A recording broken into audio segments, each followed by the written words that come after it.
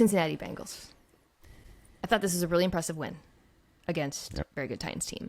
I thought that was impressive on both sides of the ball. Starting with the defense.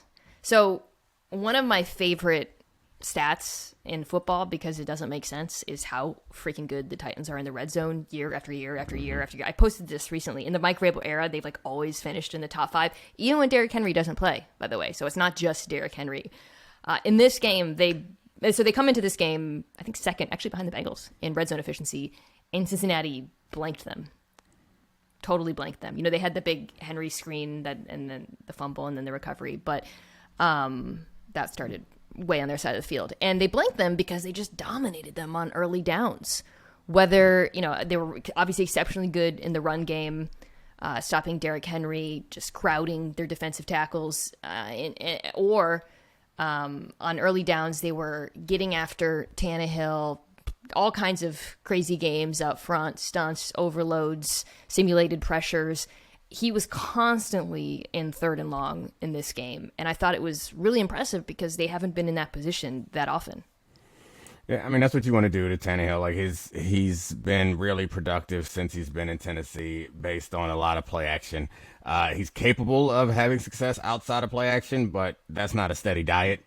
And the play action success on early downs is like the best time to do it, particularly when you have a running back that people have to commit to stopping. So yeah, that's saying that's the recipe is kind of obvious, but actually executing that recipe is a lot more difficult, and they were actually able to do it. And I think like their D-line deserves a lot of credit. Their corners deserve credit because they are injured at that spot, and that is like the weak spot. Treylon Burks still had like an incredible catch, but it had to be, I mean, he had some good plays, but it felt like all of them were incredible, which like, I guess Treylon Burks is not the like get open type of guy as much as he's a big physical guy. But yeah, they made him work for everything. It felt like the way that the Titans kind of make everyone else play. That's how I felt. Yes, totally. 100%. I mean, it's very, very Vrabel-esque. It's like early days New England Patriots where it's like, we ain't going to blow it.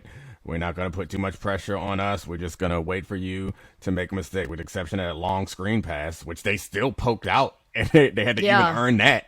Cam Taylor-Britt. They make them earn everything. Yeah. The defense, I like what you said about the Titans because they actually looked as well coached as the Titans, which is the highest praise I think I can give a defense at this point. I think Lou Manor, like every week it's a little bit different. It's this game they had a lot of success too with 3-man rushes, bring back that playoff, a little playoff trick. What I like about the Bengals defense too is like it feels like there's no superstars, but they're just good players everywhere. I mean, I don't know if that's what I like about them, but there are just so many good players on this team. Yeah. I mean, DJ Reader was a monster in this game. Sam Hubbard as well. Both of them were exceptional against the run. You get Logan Wilson back. You talked about Cam Taylor-Britt, who's a rookie, was just, I feel like he was in on like so many plays. Mike Hilton is what it would look like if Lenny played football. I'm assuming that's a compliment? Yes. Oh my God, yes. Did you see him take down Derrick Henry? Listen, I mean, he was flying. Like, I don't know. There's just so many good players on this defense. So that was, but really the offense too is, I wanted to hit the offense before because I also thought that was pretty impressive against, a Titans defense that was missing Domonique Autry, and that's very underrated for them. But I was watching them and I was thinking, okay, this is actually kind of the offense I thought we would see from Cincinnati coming into this season. You remember before the season when Joe Burrow talked about how he expected to face a lot of cover 2? So the Titans play a lot of quarters actually, but they played a lot of split safety looks against them. And what we saw from Burrow is kind of what I thought we would see. They didn't have Jamar Chase, which is a willingness to just get the ball out quick, work underneath, get yards after the catch, scramble at times. I thought he had some really timely scrambles. And then once those opportunities started opening up later in the game to take shots, especially if, he saw different defensive looks and one-on-ones with T. Higgins, although he hit a really nice deep shot against cover 2 to Higgins, take them. And it was efficient. They ran the ball well. And, it was, like I said, it was kind of what I expected.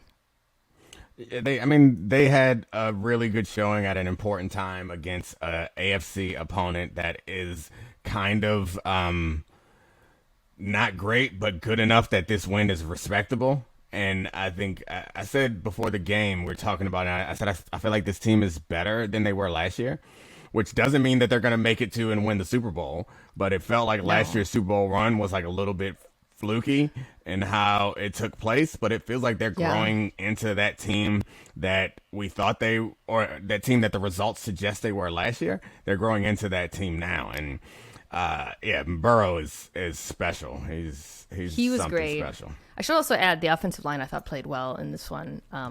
Even when he held onto the ball over 2.5 seconds, he only got pressured on 14% of dropbacks, which again, diminished Titans pass rush, but impressive.